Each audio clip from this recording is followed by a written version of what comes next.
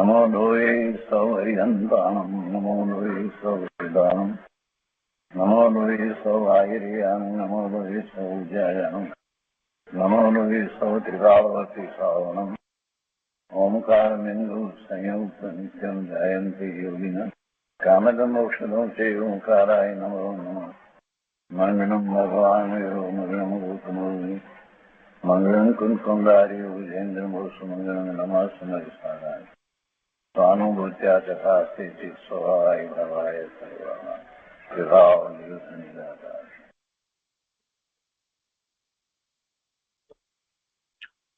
શ્રીમદ નેમિચંદ્ર સિદ્ધાંતિ દેવ રચિત દ્રવ્ય સંગ્રહનો સ્વાધ્યાય આપણે કરી રહ્યા છીએ. એમાં બૃહદ દ્રવ્ય સંગ્રહની ગાથા 50નો સ્વાધ્યાય ચાલે છે. મૂળ ગાથામાં અર્યંત પરમેષ્ઠીનું લક્ષણ કહેવામાં આવ્યું અને એની ઉપર પૂજ્ય બ્રહ્મદેવજીની ટીકા આપણે કરી અને એ પછીથી પૂજ્ય ગુરુદેવ કાંજી સ્વામી એનો વિસ્તાર કરી રહ્યા છે. એમાં અર્યંત પરમાત્માનું જે વર્ણન કરવામાં આવ્યું એ વર્ણન પૂજ્ય ગુરુદેવે લીધું અને હવે આજે આગળ રહે છે. તો બૃહદ દ્રવ્ય સંગ્રહ પ્રવચન ભાગ બીજો પાના નંબર 207. અહીંયા ગુરુદેવ કહે છે કે આ આપ્ત પુરુષનું વર્ણન છે. જેને આપ્તના સ્વરૂપમાં ભૂલ છે તેને ધર્મની જ ખબર નથી.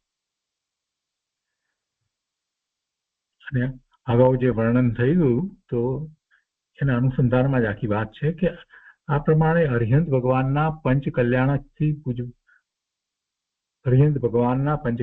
હોય છે. એવા પંચ કલ્યાણક એ એક પ્રકારની પૂજા છે. તો અર્યંત ભગવાન પંચ કલ્યાણકથી પૂજવા યોગ્ય થાય છે. તેથી તેને અર્હંત કહેવાય છે. આવા અર્હંતને ચિંતવવા બીજી રીતે કોઈએ કલ્પના કરી હોય તો તે રીતે ચિંતવવા યોગ્ય નથી.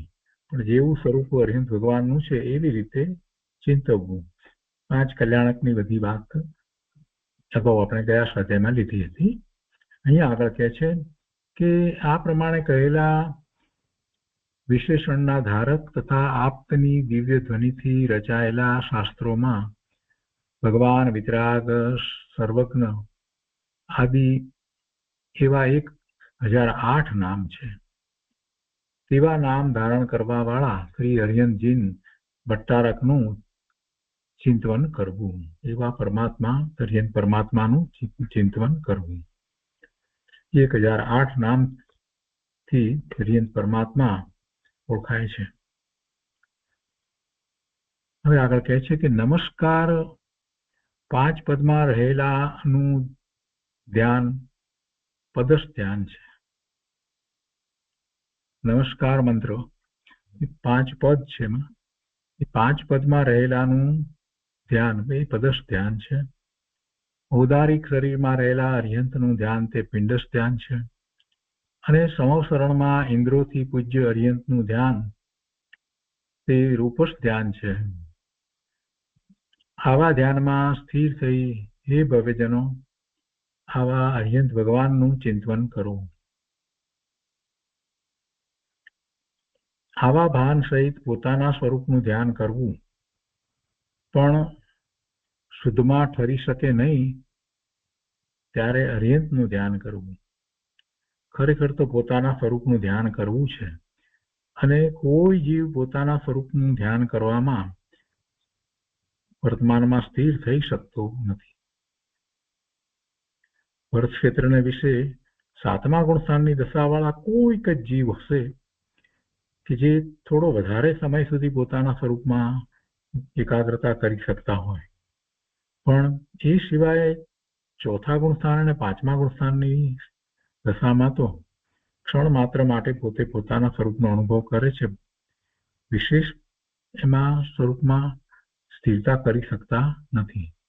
મહાવીર ક્ષેત્રને વિશે જીવો પોતે પોતાના સ્વરૂપમાં ઘણી સ્થિરતા કરે છે. એવા જીવો હોય છે એ શ્રેણી ચડે છે અને કેવળ જ્ઞાન પ્રગટ કરે છે. એટલે પોતાના શુદ્ધ સ્વભાવમાં સ્થિર થવું એ જ સર્વશ્રેષ્ઠ પુરુષાર્થ છે. અને એવો પુરુષાર્થ એ ભલે વર્તમાનમાં ભરત ક્ષેત્રને વિશે ન થતો હોય, તેથી નથી થતો એવી વાત નથી. પૂર્વે જ્યારે ભગવાન બિરાજતા હતા, તીર્થંકર પરમાત્મા હતા, કેવળી પરમાત્મા હતા, ત્યારે એવો પુરુષાર્થ થતો હતો. અને એવો પુરુષાર્થ થતો હતો એ વખતે પણ કેટલાક જીવો ચોથા ગુણસ્થાને હતા, કેટલાક પાંચમે હતા, કેટલાક સાતમે છઠ્ઠે ગુણસ્થાને હતા. તો એ બધા સ્વરૂપમાં સ્થિર નહોતા થતા. તો એ સ્વરૂપમાં સ્થિર ન થાય ત્યારે શું હોય? તો કે એવા આર્યન પરમાત્માનું ધ્યાન કરે, એવું રૂપસ ધ્યાન કરે કે પદસ ધ્યાન કરે, અને પછી પોતે પોતાના સ્વરૂપમાં એકાગ્રતાનો પુરુષાર્થ કરે. એટલે એ વાત બધા કાળને વિશે, બધા ક્ષેત્રને વિશે લાગુ પડે છે. તો કે છે કે આવા ધ્યાનમાં સ્થિર થઈ જે ભવ્યજનો આવા આર્યન પરમાત્માનું ચિંતન કરો ને આવા ભાન સહિત પોતાના સ્વરૂપનું ધ્યાન કરવું પણ શુદ્ધમાં ઠરી શકે નહીં, ત્યારે અર્યંતનું ધ્યાન કરવું. એટલે શુદ્ધમાં ઠરી ન શકે એવી દશા તો બધે હોય છે. મહાવિદ્યમાં વર્તમાનમાં પણ છે, અને અહીંયા પણ હતી, અને અત્યારે પંચમ કાળમાં પણ એવું તો છે. તો એમ અર્યંત ભગવાનનું ધ્યાન કરવું. પણ મૂળ વાત ગુરુદેવ એમ કે છે કે પોતાના સ્વરૂપનું જ્ઞાન ભાન કરી અને એમાં વિશેષ એકાગ્રતાનો પુરુષાર્થ કરવો એ ન થઈ શકે, એટલી પુરુષાર્થની નબળાઈ હોય ત્યારે અર્યંતનું ધ્યાન કરવું. શુદ્ધમાં ઠરી શકે નહીં ત્યારે અર્યંતનું ધ્યાન કરવું. અર્યંતનું ધ્યાન ન કરવું એમ પણ વાત નથી, અને એવી પણ વાત નથી કે અર્યંતનું જ ધ્યાન કરવું, આત્માનું ધ્યાન ન કરવું, એવી પણ વાત નથી. મૂળ તો નિશ્ચયથી તો સ્વરૂપનું ધ્યાન કરવું છે. અને જેને સમ્યક દર્શન થયું છે એ આ બધું જ જાણે છે, એ પોતાના સ્વરૂપનું જ ધ્યાન કરવાનો પ્રયત્ન કરે છે. પણ નથી થતું ત્યારે પછી એ રૂપસ ધ્યાન, પદસ ધ્યાન, પિંડસ ધ્યાન આ બધું કરે છે. અને પિંડસ ધ્યાન જે કરે છે તો પછી પોતે પોતાના સ્વરૂપ તરફ આત્મ ધ્યાનમાં લાગી જાય છે. અહીંયા કહે છે કે નિશ્ચય સાધ્ય યથાસ્થિત પદાર્થો છે તે વ્યવહાર સાધ્ય અર્યંત ભગવાન છે. સાધ્ય બરાબર છે, સાધ્ય સાધક ભાવની વાત આપણે કરી છે. એનું સાધ્ય તો પૂર્ણ દશા છે, પણ પૂર્ણ દશા માટેનો પુરુષાર્થ કરવામાં વિશેષ સ્થિરતા જ્યારે નથી થઈ શકતી ત્યારે એનું સાધ્ય અર્યંત ભગવાન છે. તો એ સાધ્ય વ્યવહાર સાધ્ય કહેવાય. નિશ્ચય સાધ્ય તો પોતાનું પૂર્ણ શુદ્ધ સ્વરૂપ, એ નિશ્ચય સાધ્ય છે. તો વ્યવહાર સાધ્ય અર્યંત ભગવાન છે. અને વ્યવહાર સાધ્ય જે કહેવામાં આવ્યું છે એ વ્યવહાર જેને નિશ્ચય હોય એને હોય છે. હવે અહીં બીજી વાત લેવી છે, જે અન્ય મતમાં સર્વજ્ઞને માનતા નથી, તો એ વાતને સિદ્ધ કરવી છે કે ના, એવું નથી, અર્યંત પરમાત્મા છે. અને એ વાતને ન્યાય દ્વારા અહીંયા સિદ્ધ કરવામાં આવી છે જુદી જુદી રીતે. તો કહે છે કે હવે અહીં ભટ્ટ તથા નાસ્તિક મતને ગ્રહણ કરવા વાળા શિષ્ય કહે છે, એટલે કે શિષ્યના મુખે એવો પ્રશ્ન મૂક્યો છે કે સર્વજ્ઞ નથી. શું કહે છે કે સર્વજ્ઞ નથી. અને પછી એની દલીલ કરે છે કેમ નથી. તો કે કેમ કે એવા સર્વજ્ઞ પ્રત્યક્ષ દેખાતા નથી, એક દલીલ. બીજું, તમોએ આટલી મોટી વાત કરી છે કે સર્વજ્ઞ એક સમયમાં 3 કાળ 3 લોકને જાણવા વાળા તથા ઔદારિક શરીર વાળા છે, પરમ ઔદારિક શરીર હોય છે ને એમને, પણ અમોને પ્રત્યક્ષ દેખાતા નથી. હવે એ પછી કહે છે કે તેમજ કોઈને મળ્યા એમ અમોએ સાંભળ્યું નથી. એટલે છેવટે ઉદાહરણ આપીને એમ કહે છે કે જેમ ગધેડાના શિંગડા પ્રત્યક્ષ દીઠા નથી, તેમજ કોઈને સર્વજ્ઞ મળ્યા હોય એવું સાંભળ્યું નથી, તેમ અમોએ ભગવાન પ્રત્યક્ષ દીઠા નથી અને કોઈને મળ્યા હોય એમ અમોને લાગતું નથી. એમ શિષ્ય કલ્પના કરે છે અને પ્રશ્ન કરે છે. એટલે સર્વજ્ઞ નથી એવી વાત કરી. અને પછી એનો ઉત્તર આપે છે બીજા દિવસના પ્રવચનમાં. આગળ ગુરુદેવ કહે છે કે રાગ, દ્વેષ અને અજ્ઞાન એ સંસારનું ધ્યાન છે.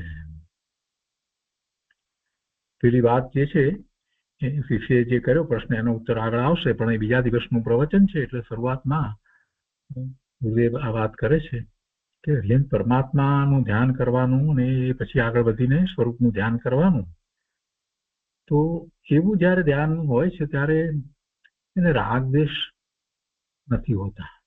હરિયંત પરમાત્માનું ધ્યાન કરે ત્યારે પણ એને રાગ દ્વેષ નથી હોતા. એટલે રાગ દ્વેષ છે એ તો સંસારનું કારણ છે, અને રાગ દ્વેષ જે જસ્ટિફાય કરે છે એ અજ્ઞાની છે. રાગ દ્વેષ પોતાનું સ્વરૂપ નથી, છતાં એને એમ માને છે કે પોતે રાગ દ્વેષ કરે છે અને એને જ લંબાવ્યા કરે છે, એટલે એ તો અજ્ઞાની છે. એટલે કહે છે કે જેને મોહ છે એ મોહને લીધે એનું જ્ઞાન જે છે ને એને અજ્ઞાન કહેવામાં આવે છે. મોહ સહિતના જ્ઞાનને અજ્ઞાન કહેવામાં આવે છે. અને એવું મોહ સહિત જ્ઞાન હોય ત્યારે એને રાગ દ્વેષ થાય. જ્યાં હિત કરવા બુદ્ધિ થાય છે અને જ્યાં અહિત કરવાની બુદ્ધિ થાય છે તેમાં એને વિવેક રહેતો નથી. મોહને કારણે પોતાની હિતકારી શું છે ને પોતાને અહિતકારી શું છે એનો ખ્યાલ નથી, એટલે પછી એ રાગ દ્વેષ પણ કરે છે. એટલે આ બધું અજ્ઞાન સહિત છે, એટલે મોહ સહિત છે, મિથ્યાત્વ સહિત છે. ગુરુદેવ કહે છે કે રાગ દ્વેષ ને અજ્ઞાન એ સંસારનું ધ્યાન છે, સંસારનું કારણ છે. અને એવું જયારે થઈ રહ્યું છે તો એ બધું એ સંસારનું ધ્યાન છે એમ જ કહેવાય. અને સ્વભાવમાં એકાગ્રતા તે ધર્મ ધ્યાન છે, જે ચોથે, પાંચમે, છઠ્ઠે, સાતમે સ્થાને છે એવું ધર્મ ધ્યાન, જેમાં સ્વભાવમાં એકાગ્રતા છે. જેને આત્માનું ભાન છે, સમ્યક દર્શન થયું છે, તેને અંદર લીનતા ન હોય ત્યારે શુભ ભાવ હોય છે. સ્વરૂપમાં એકાગ્રતા ન હોય ત્યારે એને શુભ ભાવ હોય છે.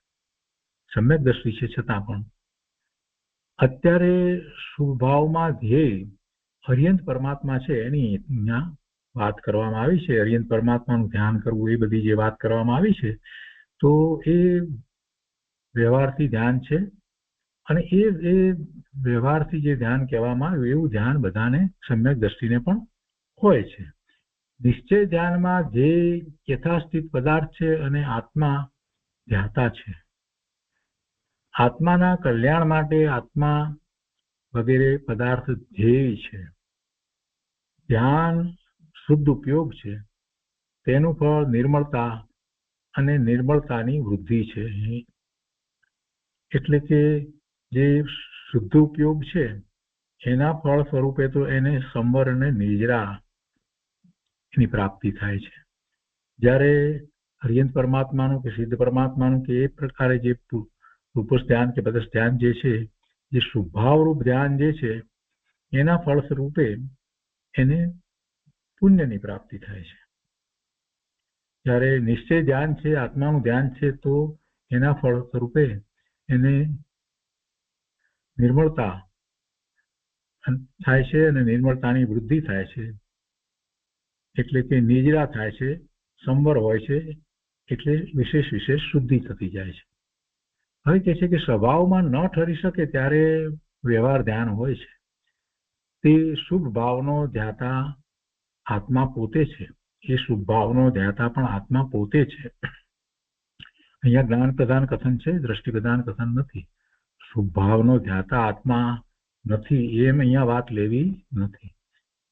શુભ ભાવનો ધ્યાતા પણ, શુભ ભાવનો કરનારો પણ આત્મા પોતે છે. કેમ કે અત્યારે અહીંયા જે વાત જ્ઞાન પ્રદાન કથનમાં કરવામાં આવી છે એ આખી આત્માના ધ્યાનની વાત કરવામાં આવી છે. તો એની પહેલા એને આવું હરિયંત પરમાત્માનું, સિદ્ધ પરમાત્માનું ધ્યાન હોય છે. એટલે એ શુભભાવ છે અને એ શુભભાવનો ધ્યાતા આત્મા છે ને એમાં જે ધ્યાન થઈ રહ્યું છે એ વ્યવહાર ધ્યાન છે. આત્મા એનો ધ્યાતા છે અને એનું ફળ જે છે તે પુણ્ય છે. એટલે એવું ધ્યાન છે, નથી એમ નથી. એટલે પણ એ વ્યવહાર ધ્યાન છે. તો કે છે કે તે શુભ ભાવનો ધ્યાતા આત્મા પોતે છે. પંચ પરમેષ્ઠી તેનું ધ્યેય છે. અહીંયા એનું ધ્યેય પંચ પરમેષ્ઠી છે. પણ આ તો જયારે શુભ ભાવ એને હોય છે ત્યારે શું હોય છે એ અહીંયા સમજાવ્યું છે. સમ્યક દ્રષ્ટિ જ્ઞાનીને પંચ પરમેષ્ટિનું જ ધ્યાન હોય, બીજું કાંઈ હોય નહીં એવી વાત અહીંયા કહી નથી. પંચ પરમેષ્ટિનું ધ્યાન છે તો એનું ધ્યાન કરે છે તો એ ધ્યેય છે. શુભભાવમાં ધ્યેય બીજું કાંઈ હોય નહીં. પંચ પરમેષ્ટિ સિવાય બીજું ધ્યેય ખરેખર હોય નહીં. તો જ ખરેખર સાચા અર્થમાં શુભભાવ કહેવાય. શુભભાવનો ધ્યાતા આત્મા છે એ વાત તો આપણે સમજ્યા, બરાબર છે. પણ એમાં ધ્યેય શું હોય? તો ધ્યેય પંચ પરમેષ્ટિ હોય, અને એમ છે ત્યારે એનું ફળ સાતિશય પુણ્ય છે. આગળ કહે છે કે આત્માના ભાનવાળાના પુણ્યમાં, એટલે કે સમ્યક દ્રષ્ટિ છે તેને પુણ્યમાં તથા અજ્ઞાનીના પુણ્યમાં ઘણો ફેર છે. સમ્યક દ્રષ્ટિના પુણ્યમાં અને મિથ્યા દ્રષ્ટિના પુણ્યમાં ઘણો ફેર છે. અજ્ઞાનીને પુણ્યની રુચિ હોવાથી તેને બંધાતા પાપાનુબંધી પુણ્યથી તે 4 ગતિમાં રખડે છે, અને જ્ઞાની સ્વભાવની રુચિ હોવાથી પુણ્યનો અભાવ કરી મોક્ષ પ્રાપ્ત કરે છે. કેમ કે એ સ્વભાવ ભાવે થાય છે, કેમ રુચિ એને સ્વભાવની છે, એટલે માટે તેનું પુણ્ય, જ્ઞાનીનું પુણ્ય જે છે એ પુણ્યાનુબંધી પુણ્ય હોય, એ પુણ્ય મોક્ષનું પરંપરા કારણ કહેવાય છે. હવે આગળ કહે છે કે હવે વ્યવહાર ધ્યાનમાં ધ્યેય અર્યંત પરમાત્મા છે એ વાત અત્યારે ચાલી રહી છે. તો ત્યાં અર્યંત પરમાત્મા છે એ સર્વજ્ઞ છે, અને એ સર્વજ્ઞ છે એવું આપણે માનીએ છીએ, પણ કોઈ અન્ય મતવાળા સર્વજ્ઞને માનતા નથી. તો એ સર્વજ્ઞની સાબિતી આપે છે, એટલે કે ત્યાં સર્વજ્ઞની સિદ્ધિ કરે છે. અને એ સિદ્ધિ કરવી છે એટલે જે નથી માનતા એની વાતને પહેલા મૂકી અને પછી હવે એનું ખંડન કરે છે. એટલે શિષ્ય એ પ્રશ્ન જે કર્યો છે તે પ્રશ્ન, તો એમાં શું પ્રશ્ન કર્યો છે કે અમને લાગતું નથી કે સર્વજ્ઞ છે. એટલે શિષ્ય એ પક્ષ કરે છે કે અમોને લાગે છે કે સર્વજ્ઞ નથી, કેમ કે તેની પ્રત્યક્ષ પ્રાપ્તિ નથી. ગુરુદેવ કહે છે કે અહીં 3 વાત લીધી. તમોએ શુભ પરિણામમાં અર્યંતને ધ્યેય સાબિત કર્યા, એ વાત બરાબર તમારી, પણ હજી અમે તો સર્વજ્ઞને જ માનતા નથી કે સર્વજ્ઞ છે, એટલે સર્વજ્ઞ નથી પહેલી વાત. બીજું હેતુ કારણ એ છે કે તેની ઉપલબ્ધિ પ્રાપ્તિ અમોને નથી, એટલે અમે સર્વજ્ઞ છે એમ માનતા નથી, અમોને જણાતા નથી. એ બીજું કારણ, ઉપલબ્ધિ નથી, પ્રાપ્તિ નથી. અને ત્રીજું એમ કહ્યું કે જેમ ગધેડાના શિંગડા દેખાતા નથી તેમ સર્વજ્ઞ પણ દેખાતા નથી. આ 3 વાત શિષ્ય રજૂ કરે છે. અને હવે એનો ઉત્તર, તું સર્વજ્ઞની પ્રાપ્તિ હયાતી માનતો નથી, તો અમે પૂછીએ છીએ કે આ કાળ અને આ દેશમાં સર્વજ્ઞ નથી, કે સર્વકાળ અને સર્વ ક્ષેત્રમાં સર્વજ્ઞ નથી. જો તું કહે કે આ કાળે અને આ દેશમાં, અહીંયા ભરત ક્ષેત્રને વિશે આ કાળે સર્વજ્ઞ નથી, તો તે બરાબર છે, અમે પણ એમ જ માનીએ છીએ. આ ક્ષેત્રના વર્તમાન કાળે અત્રે નથી, એ તો બરાબર છે ને. ભરત ક્ષેત્રમાં અને ભરત ક્ષેત્રના આ પંચમ કાળમાં સર્વજ્ઞ નથી, તે બરાબર છે. જો સર્વ રીતે યથાર્થ માને તો આત્માની ઓળખાણ થાય. વસ્તુને બધી રીતે માનવી જોઈએ. અત્યારે બરાબર છે કે ભરત ક્ષેત્રને વિશે નથી, એ વાત બરાબર છે, પણ બીજી રીતે પણ પાછું તારે માનવું જોઈએ ને. તું બધું એકાંતે પકડીને બેસી જાય તો મિથ્યાત્વનો પ્રસંગ આવે પ્રભુ, એમ ન હોય. હવે આગળની વાત લે છે કે પ્રવચનસાર ગાથા 80માં કહ્યું છે કે જો સર્વજ્ઞના દ્રવ્ય ગુણ પર્યાયને પોતાના આત્માની સન્મુખ થઈને જાણે તો સ્વ સાવધાની થયા વિના રહે નહીં, અને પરની રુચિ ટળ્યા વિના રહે નહીં. એટલે કે સમ્યક દર્શન જરૂર થાય. પ્રવચનસારની 80મી ગાથામાં વાત કરી છે. અર્યંતના દ્રવ્ય ગુણ પર્યાયને, સર્વજ્ઞના દ્રવ્ય ગુણ પર્યાયને પોતાના આત્માની સન્મુખ થઈને જાણે. એમને એમ જાણવાની વાત નથી, માહિતી રૂપે જાણવાની વાત નથી. આ દ્રવ્ય ગુણ પર્યાય અહીંયા અને સર્વજ્ઞના દ્રવ્ય ગુણ પર્યાય એને એ મેળવે છે અને એમ એ સ્વસન્મુખ થઈ અને જાણે છે ત્યારે આ જ દ્રવ્ય ગુણ પર્યાય પોતાના છે. વર્તમાન પ્રગટ પર્યાયની વાત નથી. દ્રવ્ય જેવું છે, દ્રવ્ય ગુણ છે એવા જ પોતાના છે અને પોતાની પણ પર્યાય જે છે અંદરમાં જે ગુણોનું ભવન જે થઈ રહ્યું છે એ પર્યાય પોતાની પણ સર્વજ્ઞની છે એવી જ છે. ફેર એટલો જ છે કે એને અનુસરીને પ્રગટ પર્યાય સર્વજ્ઞની નિર્મળ થઈ રહી છે, જ્યારે પોતાની પર્યાય એ સ્વરૂપનું લક્ષ નથી કરતો એટલે એને અનુસરીને નિર્મળ થતી નથી. એમ એને સમજાઈ જાય છે. એટલે એ ઉપરથી એ સ્વસન્મુખ થઈ, કેમ કે નિર્ણય તો સર્વજ્ઞના દ્રવ્ય ગુણ પર્યાયને જાણીને કર્યો છે, તો પ્રગટ પર્યાય સર્વજ્ઞની નિર્મળ થઈ રહી છે એ પણ સાથે નિર્ણય થયો છે દ્રવ્ય ગુણની સાથે. અને પોતાની પર્યાય જે છે એમાં પણ પોતાને નિર્મળતા નથી, છતાં દ્રવ્ય ગુણ તો નિર્મળ છે. તો એનો અર્થ એ થયો કે પોતે સ્વસન્મુખ નથી થયો એટલે સર્વજ્ઞ સ્વસન્મુખ છે. સર્વજ્ઞ સ્વસન્મુખ છે, પોતાના પરિણામ એમના સર્વજ્ઞના પરિણામ તો નિર્મળ જ થઈ રહ્યા છે. તો પોતે પણ જો સ્વસન્મુખ થાય તો સર્વજ્ઞની જેમ પોતાના પરિણામ નિર્મળ થાય. આ રીતે સ્વસન્મુખ થઈ અને જાણે તો સ્વની સાવધાની થાય, અને સ્વની સાવધાની થાય તો અનુભૂતિ થયા વિના રહે નહીં, અને સાથે ને સાથે પરની રુચિ પણ ટળે. એટલે કે છે પરની રુચિ ટળ્યા વિના રહે નહીં. આ 80મી ગાથામાં જે ભાવ પડ્યો છે ને એ આ રીતે છે, કેવી રીતે બેસાડવાનું છે એ વાત છે અહીંયા. એટલે કે સમ્યક દર્શન જરૂર થાય. આ સર્વજ્ઞ મારી જાતના છે, તેને હું લાયક છું. એટલે કે જેવા સર્વજ્ઞ જે છે ને સર્વજ્ઞનું જેવું સ્વરૂપ છે એવા સ્વરૂપને પ્રગટ કરવા માટે હું પણ સક્ષમ છું એમ માનનાર સર્વજ્ઞની પ્રતીતિ કરનાર છે. સર્વજ્ઞની પ્રતીતિ થઈ હોય તો પછી આ તો આગળ વાત વધે ને. હવે સર્વજ્ઞની પ્રતીતિ જેને નથી, સર્વજ્ઞને જે માનતો જ નથી, એ તો શું ધર્મ કરવાનો છે? તો કાંઈ ધર્મ કરતો જ નથી. ગુરુદેવ કહે છે કે દેહ મન વાણી નહીં, અલ્પજ્ઞ નહીં, હું તો સર્વજ્ઞ શક્તિવાન છું એમ પ્રતીતિ કર્યા વિના, એવી શ્રદ્ધા કર્યા વિના અર્હંતના સ્વરૂપને જાણી શકાય નહીં. એટલે કે સાચું સ્વરૂપ અર્હંત ભગવાનનું કેવું છે એ પણ જાણી શકાતું નથી. ને આવી શ્રદ્ધા સવિકલ્પ દશામાં કરી, એવો નિર્ણય કરી અને પછી સર્વજ્ઞના દ્રવ્ય ગુણ પર્યાયને પોતાના આત્માની સન્મુખ થઈ અને જ્યારે એવી સાવધાની કરે છે તો એની દ્રષ્ટિ સ્વરૂપ તરફ વળે છે, તો વર્તમાન પ્રગટ પર્યાય એની પણ નિર્મળ થાય છે, સમ્યક દર્શન થાય છે. હવે આગળ કહે છે કે તે સર્વજ્ઞ, અહીંયા તો વાત એ ચાલી રહી છે કે સર્વજ્ઞ છે, સર્વજ્ઞની એવી સાચી શ્રદ્ધા કરવી જોઈએ અને પેલા સર્વજ્ઞને નથી માનતા અને જે દલીલ કરે છે એનું ખંડન કરી અને ગુરુદેવ આગળ વાત સમજાવતા વચમાં એમ કહે છે કે ભાઈ આવું કરવાની જરૂર છે. આ ખંડન અમસ્તુ નથી કરતા, કેમ કે જ્યાં સુધી એવું પોતે સમજપૂર્વક ન્યાયપૂર્વકનું ખંડન નહીં કરે ત્યાં સુધી કોઈક બીજો આવીને એને એમ સમજાવી જાય કે ના સર્વજ્ઞ જેવું કાંઈ નથી, તો બીજી વાતમાં એ આવી જશે. એટલે જીવે સર્વજ્ઞનો નિર્ણય કરવો જોઈએ. અને એમાં આ પ્રવચનસારની ગાથાની વાત લીધી. એવો નિર્ણય નહીં કરે તો એ સમ્યક દર્શન કેવી રીતે પ્રગટ કરશે?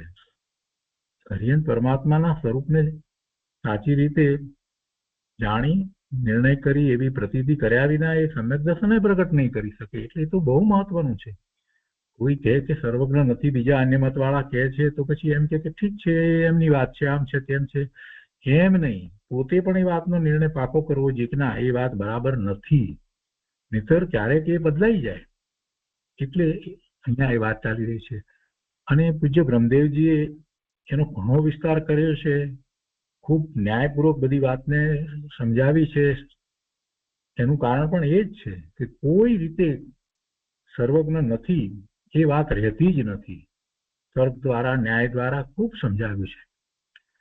અહીંયા હવે આગળ કહે છે કે તે સર્વજ્ઞ પર્યાય અનંતા સિદ્ધો તથા કેવળી ભગવાનને તથા બધાને એક સમયમાં જાણી લે છે. એવી પર્યાય જેને પ્રગટ થઈ છે એ તો ત્રણ કાળ ત્રણ લોકના બધા પદાર્થોને જ્ઞેય માત્રને એક સમયમાં જાણે છે. અહીંયા તો ગુરુદેવ શું કહે છે કે તે સર્વજ્ઞ પર્યાય અનંતા સિદ્ધો તથા કેવળી ભગવાનને તથા બધાને એક સમયમાં જાણી લે છે. આમ પોતાની શક્તિનો ભરોસો કરે તેણે અરિહંતની ઓળખાણ કરી છે. આત્મા પોતે પોતાનો કર્તા કર્મ કરણ સંપ્રદાન અપાદાનને આધારે એમ 6 કારક રૂપ થઈ અને ધર્મ પ્રગટ કરી કેવળ દશા એટલે કેવળ જ્ઞાનની દશા પ્રગટ કરી શકે છે. ષટકારક એ શક્તિ રૂપે પોતાનામાં પડ્યા છે. ષટકારક એ શક્તિ રૂપે પોતાનામાં પડ્યા છે અને એ શક્તિ રૂપે પોતે જ પરિણમી અને એવી કેવળ જ્ઞાનની દશા પ્રગટ કરી શકે છે. તેને શરીર ક્ષેત્ર વિકાર ને અલ્પ પર્યાયની રુચિ છૂટી જાય છે અને એવી કેવળ જ્ઞાન દશા જે પ્રગટ કરે છે એને શરીરની રુચિ નથી, ક્ષેત્રની કે વિકારની કે અલ્પ પર્યાયની પણ રુચિ હોતી નથી, કોઈ અન્ય રુચિ હોતી નથી. એ બધી રુચિ છૂટી જાય છે. હવે અહીં કહે છે કે અહીં શિષ્યના પ્રશ્નનું સમાધાન કરે છે. એટલે વચમાં ગુરુદેવે એ વાત સમજાવી કે ભાઈ સર્વજ્ઞનો નિર્ણય કરવો ખૂબ જરૂરી છે, એ સિવાય ધર્મ થઈ શકે નહીં. એટલે એ નિર્ણય કરવામાં જે અન્ય મતની વાત જે છે એનું ખંડન કરવું ખૂબ જરૂરનું છે. કોઈને એમ થાય કે આ બધું ખંડન કરવાની શું જરૂર, તમે કહ્યું કે અરિહંત પરમાત્માનું ધ્યાન કરો, શુભભાવ છે તો અમે માન્યું. ના, એમ નહીં. કાલે સવારે તમે બદલાઈ જશો. માનવ ધર્મ આ તે એવી બધી વાતો અત્યારે જે લોકો કરી રહ્યા છે તો એમાં આવી જશો. એટલા માટે આ બધી વાત મહત્વની છે. એટલે બ્રહ્મદેવજીએ તો એને માટે થઈ અને કેટલો બધો વિસ્તાર કર્યો. ગુરુદેવ અહીંયા કહે છે કે અહીં શિષ્યના પ્રશ્નનું સમાધાન કરે છે કે આ કાળે આ ક્ષેત્રે કેવળી નથી એમ તું કહે તો બરાબર છે, અમે પણ એમ બરાબર માનીએ છીએ. પણ કેવળી સર્વ ક્ષેત્રમાં નથી તેમજ સર્વ કાળમાં નથી એમ તું કહે છે તો એ વાત તારી બરાબર નથી. કેમ કે તું બધા કાળને બધા ક્ષેત્રનો જાણનાર તું થઈ ગયો. તે બધા ક્ષેત્રને બધા કાળને જાણ્યા કે સર્વજ્ઞ નથી એમ જાણ્યા. ઉર્ધ્વ, અધો અને મધ્ય લોક એ 3 લોક અને 3 કાળ, ભૂતકાળ, વર્તમાન કાળ અને ભવિષ્યકાળ, એ 3 કાળ એ બધાને તે જોઈ લીધા. બધા કાળને બધા ક્ષેત્રનો જાણનાર તું થઈ ગયો. ઉર્ધ્વ, અધો અને મધ્ય લોક એમ બધા લોકને તે જોઈ લીધા. ભૂત, વર્તમાન અને ભવિષ્ય એમ 3 કાળ તે જોઈ લીધા.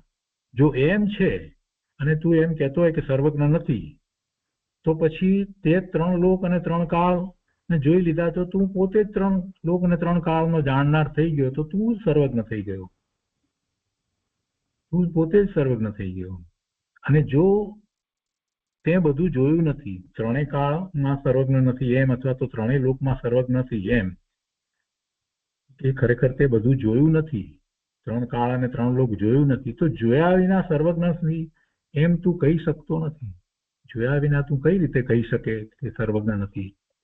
જો તારી નજર બધા કાળે અને બધા ક્ષેત્રે ફરી વળી હોય તો તું સર્વજ્ઞ થયો. અને જો તને 3 કાળ 3 લોકની ખબર નથી છતાં તું સર્વજ્ઞની હયાતીની ના પાડતો હોય તો તારી રીત વ્યાજબી નથી, તો તારી વાત ખોટી છે. તું બીજા ક્ષેત્રે ગયો નથી અને બીજા કાળની ખબર નથી તો તું ના પાડી શકતો નથી, સર્વજ્ઞ નથી એમ કહી શકતો નથી. એટલે એનો ભાવાર્થ એ થાય છે કે જે 3 લોક તથા 3 કાળના પદાર્થોને જાણે છે તે સર્વજ્ઞ છે. તે જાણી લીધું કે 3 લોકમાં તથા 3 કાળમાં સર્વજ્ઞ નથી તો તું સર્વજ્ઞ થઈ ગયો. અથવા 3 કાળ ને 3 લોકમાં સર્વજ્ઞ નથી એમ તે જાણ્યું નથી. બેમાંથી એક વાત છે, કાં તો તું એ 3 લોક ને 3 કાળને જાણે છે તો તું પોતે જ સર્વજ્ઞ થઈ જાય છે, અથવા તો તે એ જાણ્યું નથી અને એમને એમ તું વાત કરે છે સર્વજ્ઞ નથી, તો એ વાત તારી ખોટી છે. તું એમ જાણ્યા વિના સર્વજ્ઞ નથી એવો નિષેધ કેવી રીતે કરી શકે? 3 કાળ અને 3 લોકમાં સર્વજ્ઞ નથી એમ તે જાણ્યું નથી તો સર્વજ્ઞ નથી એમ તું સર્વજ્ઞનો નિષેધ કેવી રીતે કરી શકે? હવે એ વાતને દ્રષ્ટાંત દ્વારા સમજાવી છે. આંધળા માણસનું દ્રષ્ટાંત આપીને તો એમાં કહે છે કે કોઈ નિષેધ કરવા વાળો પુરુષ જમીન જોઈને કહે કે જમીનમાં કે પછી આ મકાન હોય તો મકાનમાં ઘડો નથી, જમીન ઉપર ઘડો નથી, કે મકાન તો મકાનમાં ઘડો નથી, એ જોઈ અને એ કહે તો ત્યાં ભૂતળ અથવા જમીન જોઈને કહે તો બરાબર છે.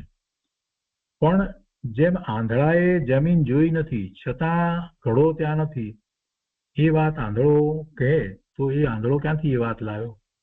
જે આંધળો છે તે કેવી રીતે ના પાડી શકે? ઘડાના ક્ષેત્ર તથા કાળને જાણતો નથી તો પછી તેના આધે ઘડાની કેવી રીતે ના પાડી શકે? જે ઘડાનું ક્ષેત્ર ને જે એ વખતનો કાળ એ એને માટે આધાર છે, એટલે ઘડો એને માટે આધેય કહેવાય. જે આધારે ઘડો છે તો ઘડાને આધેય કહેવાય. એટલે અહીંયા એ રીતે વાત લીધી છે કે ઘડાના ક્ષેત્ર તથા કાળને જાણતો નથી તો પછી તેના આધેય ઘડાની કેવી રીતે ના પાડી શકે? એટલે આંધળો એને જાણતો નથી તો કેવી રીતે ના પાડી શકે? માટે આંધળાનું જે નિષેધ વચન છે એ ઠીક નથી. એવી રીતે તું ત્રણ કાળ ત્રણ લોકને જાણતો નથી અને સર્વજ્ઞ નથી એમ કે છે તો એ તારી વાત બરાબર નથી. આત્મામાંથી સર્વજ્ઞ થયા છે.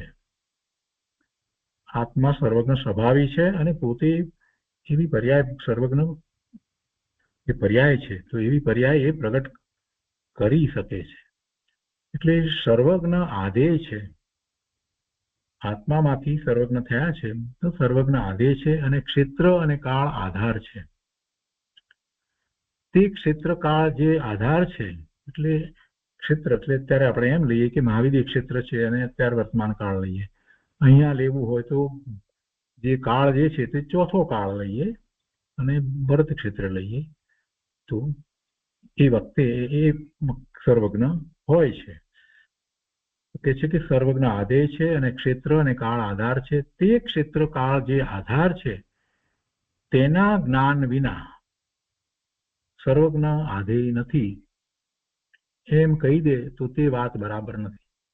આધાર શું છે? ક્ષેત્ર અને કાળ. એ ક્ષેત્ર અને કાળનું જ્ઞાન નથી તો પછી સર્વજ્ઞ જે આધેય જે છે એના વિશે નિષેધ કેવી રીતે કરી શકે? તો એ વાત બરાબર નથી. માટે સર્વજ્ઞ નથી એમ નહીં કહી શકાય, કેમ કે તે સર્વકાળને સર્વ ક્ષેત્રને જોયા નથી. આધાર જોયા વિના આધેયની ના ન પડાય. માટે સર્વજ્ઞ નથી જ એ વાત કોઈ રીતે તું સાબિત કરી શકતો નથી. આ વાત પહેલી લીધી, આધાર આધેય તરીકે વાત લીધી. અને બીજી રીતે સાદી રીતે સમજીએ તો પણ આંધળાના ઉદાહરણ દ્વારા પણ એ વધારે સ્પષ્ટ કરી દીધું કે જે આંધળાએ જોયું નથી એ કેવી રીતે કહે કે અહીંયા ઘડો છે કે નથી, ને એમને એમ કહી દે ઘડો નથી તો એની વાત બરાબર નથી.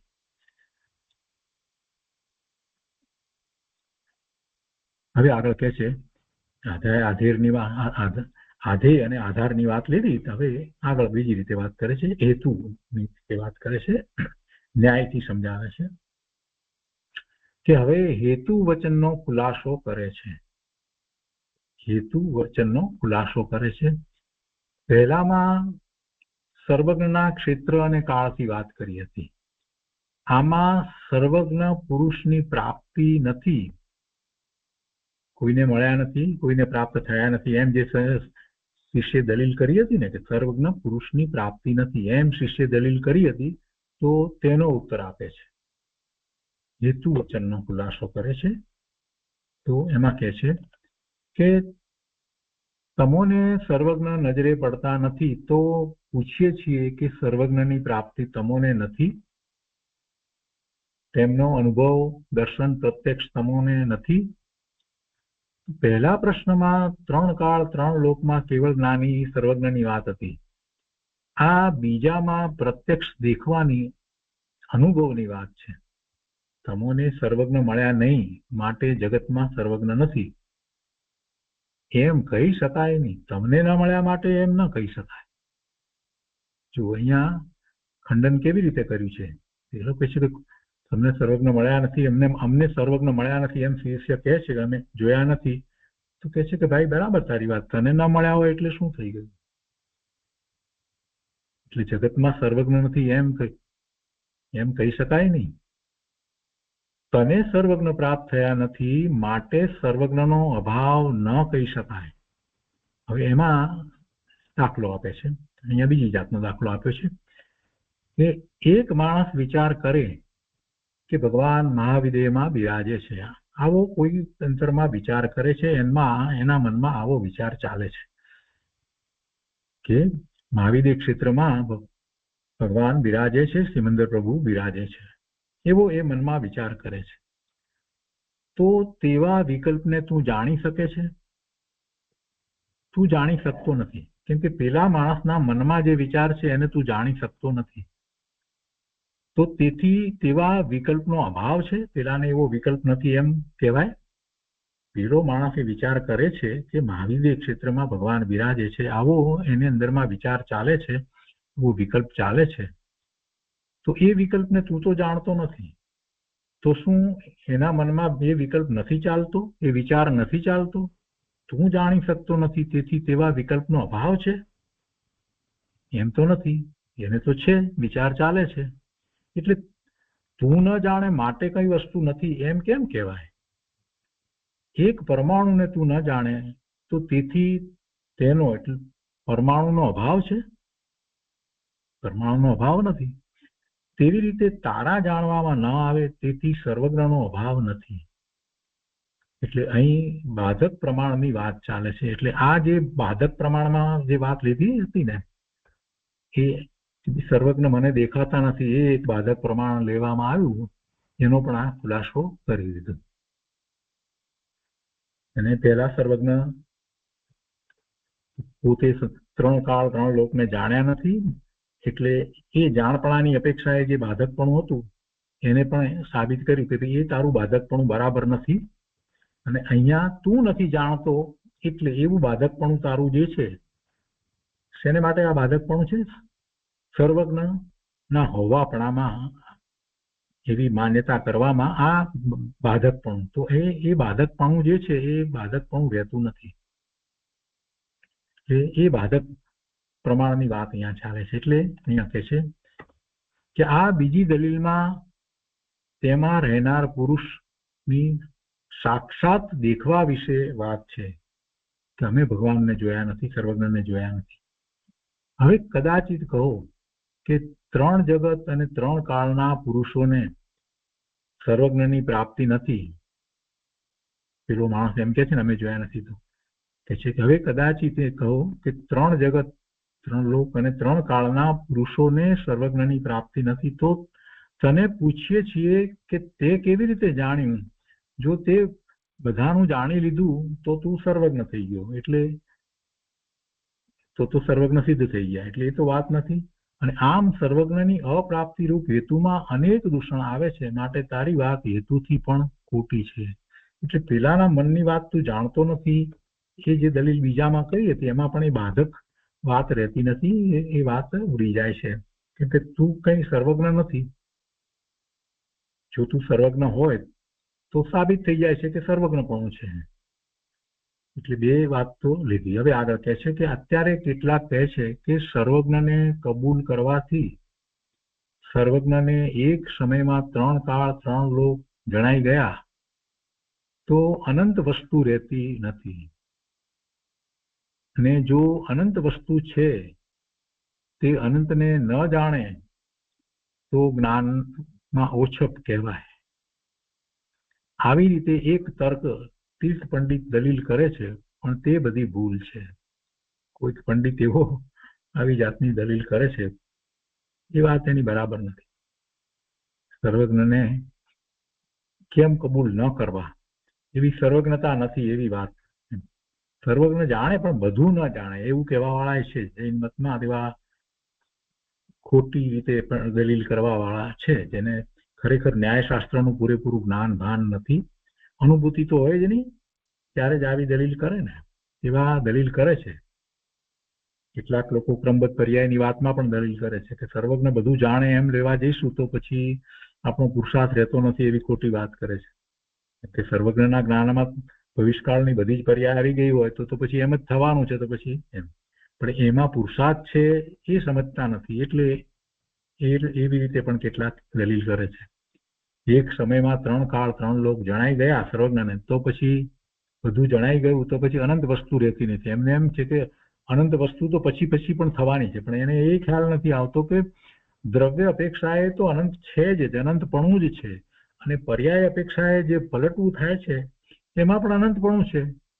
એક એક દ્રવ્યનું અનંતપણું એમાં તો સિદ્ધ થઈ જાય છે. તો પછી પેલા પંડિતને કહીએ કે ભાઈ તારી દલીલ આવો નકામી છે. એક સમયમાં 3 કાળ 3 લોક જણાઈ ગયા તો અનંત વસ્તુ રહેતી નથી, અને જો અનંત વસ્તુ છે તે અનંતને ન જાણે તો જ્ઞાનમાં ઓછપ કહેવાય. આવી રીતે એક તર્ક તીર્થ પંડિત દલીલ કરે છે, પણ એ બધી વાતમાં ભૂલ છે, ઘણી મોટી ભૂલ છે. આ તો વચમાં વધારાની વાત લીધી. હવે અહીંયા સમાધાન આપે છે. ગુરુદેવ કહે છે, બહુ સુંદર ઉદાહરણ ગુરુદેવે પોતે આપ્યું છે કે એક ગોળ થાળી છે. થાળી તો ગોળ હોય છે, તો હવે એ થાળીના ગોળ આકારની શરૂઆત ક્યાંથી થઈ? જરાક વિચાર કરીએ કે ગોળ આકાર ક્યાંથી શરૂ થયો કહી શકાય? થાળી ગોળ છે, તો ગોળ આકારની શરૂઆત ક્યાંથી શરૂ થાય થાળીમાં? એની શરૂઆત જ નથી. પણ શરૂઆત નથી તેથી જ્ઞાનમાં ન આવે એમ નથી.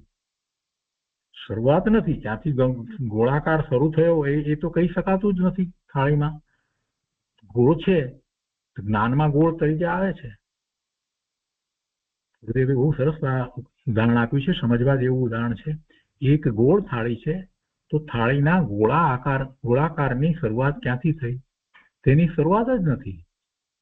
પણ શરૂઆત નથી તેથી જ્ઞાનમાં ન આવે એમ નથી.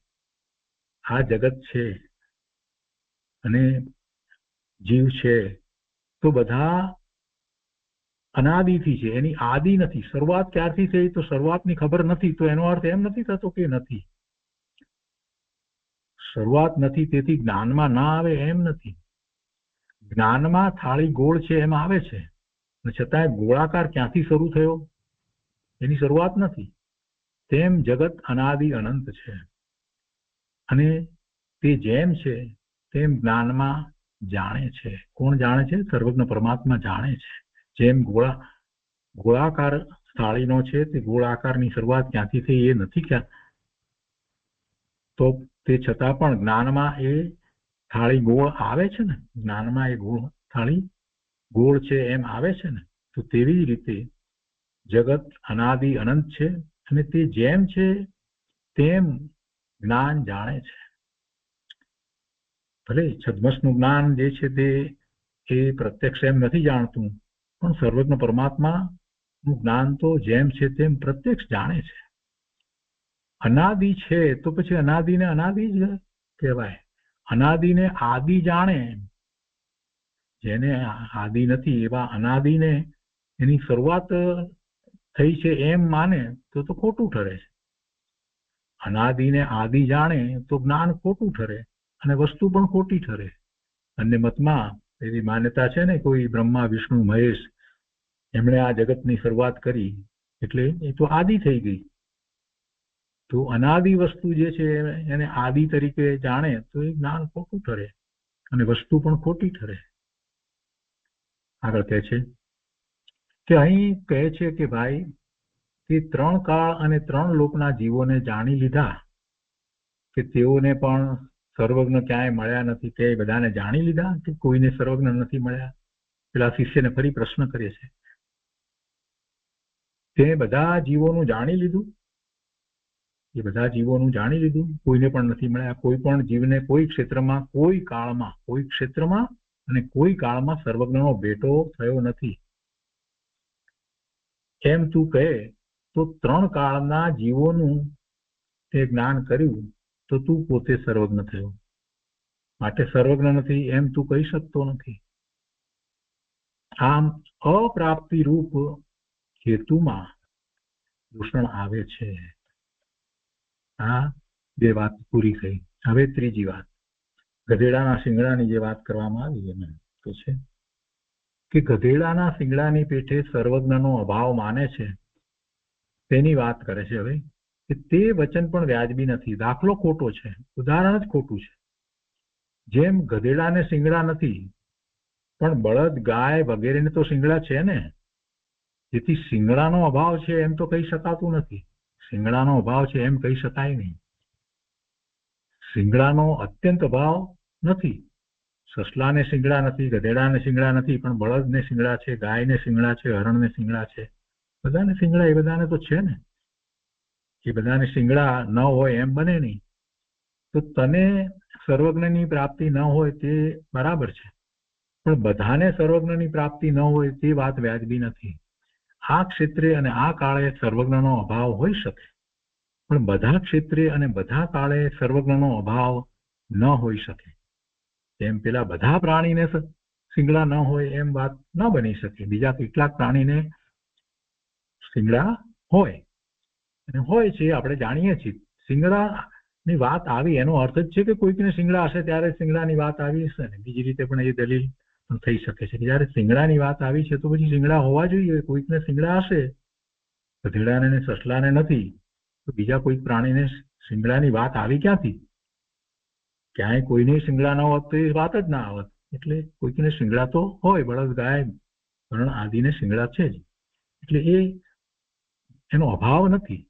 તો એવી રીતે સર્વજ્ઞની વાતને લીધી છે અહીંયા, કે આ ક્ષેત્રે ને આ કાળે સર્વજ્ઞનો અભાવ હોઈ શકે, પણ બધા ક્ષેત્રે ને બધા કાળે સર્વજ્ઞનો અભાવ ન હોઈ શકે. એટલે સર્વજ્ઞનો અભાવ ન હોઈ શકે, સર્વજ્ઞનો અભાવ ન હોઈ શકે. અઢી દીપ બહાર માણસ હોય અને ત્યાં કોઈ કેવળ જ્ઞાની થઈ જાય તેમ બને નહીં. એ વાત તારી બરાબર છે. તો એ રીતે અમે પણ કહીએ છીએ, જેમ અત્યારે ભરત ક્ષેત્રને વિશે આ કાળને વિશે કહ્યું, અને એવી રીતે અઢી દીપ બહાર જો વિચાર કરીએ તો ત્યાં કોઈ માણસ હોતા જ નથી અને કોઈ કેવળ જ્ઞાની થતું નથી. એ વાત પણ બરાબર છે. તો ત્યાં સર્વજ્ઞનો અભાવ સંભવે છે, પણ અઢી દીપમાં કેવળ જ્ઞાનીનો અભાવ, અને એ પણ પાછો સર્વકાળને વિશે, એમ તો બને નહીં, એ કહી શકાય નહીં.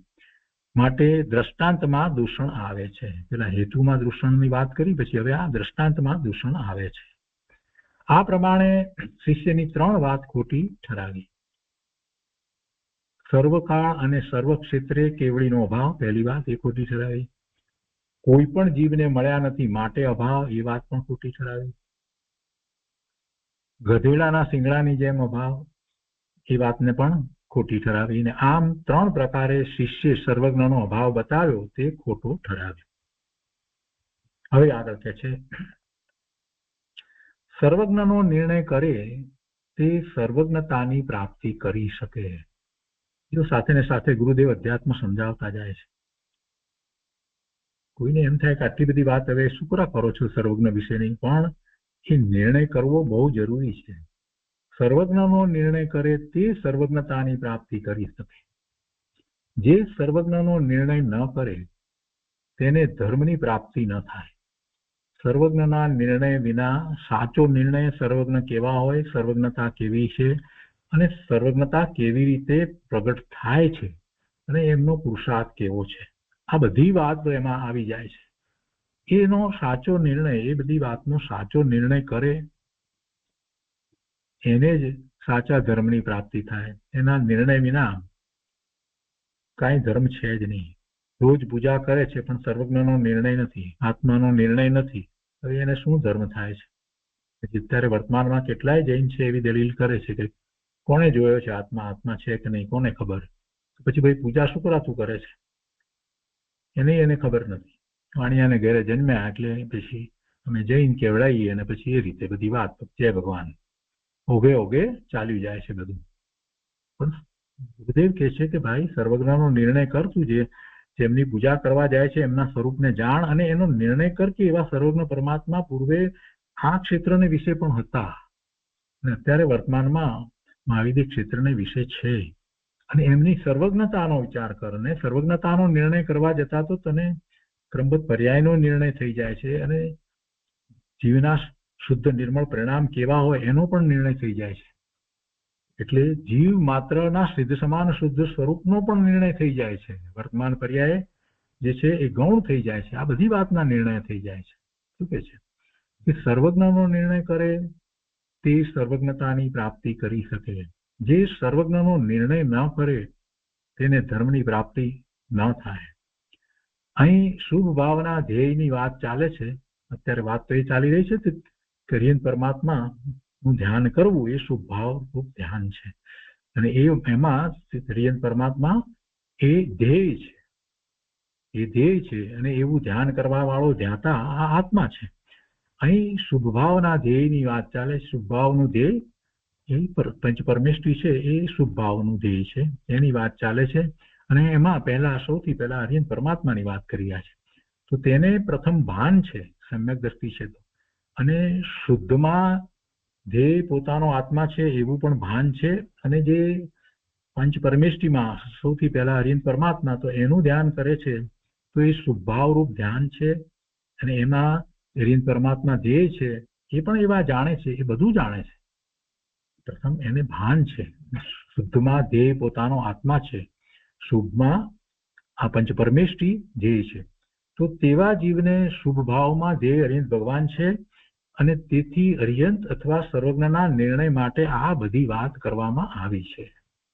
અમસ્તી અહીંયા બધી વાત કરવામાં આવી નથી, અને એટલા માટે સર્વજ્ઞ છે એ વાતનો નિર્ણય કરવાનો છે, અને સર્વજ્ઞ નથી એવી વાત જે છે એનું ખંડન કરવાનું છે.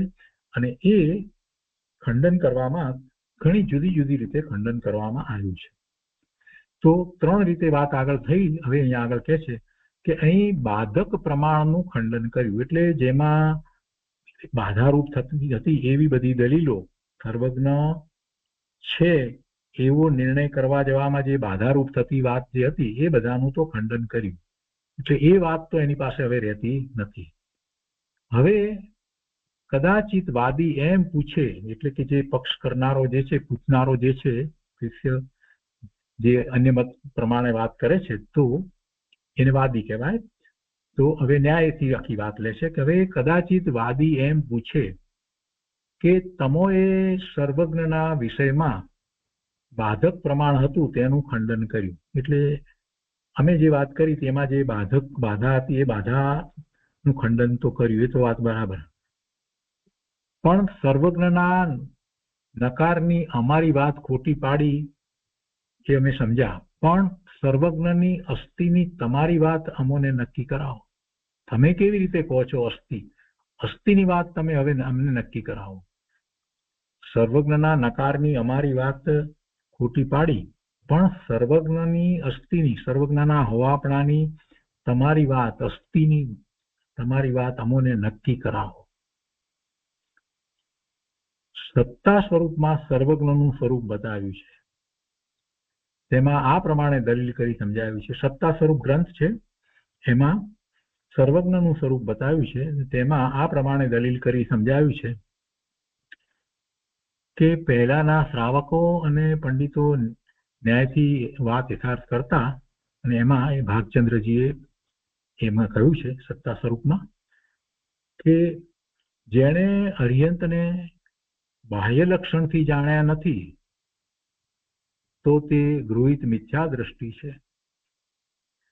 જો ગુરુદેવ મહત્વની વાત કરે છે અહીંયા સત્તા સ્વરૂપ ભાગચંદ્રજી, એમાં એમ કહ્યું છે કે જેણે અરિહંતને બાહ્ય લક્ષણથી જાણ્યા નથી તો તે ગૃહિત મિથ્યા દ્રષ્ટિ છે. તેણે સાચા દેવ ગુરુ શાસ્ત્રને જાણ્યા નથી. દેવને જ નથી જાણ્યા તો પછી બાકી તો શું રહ્યું?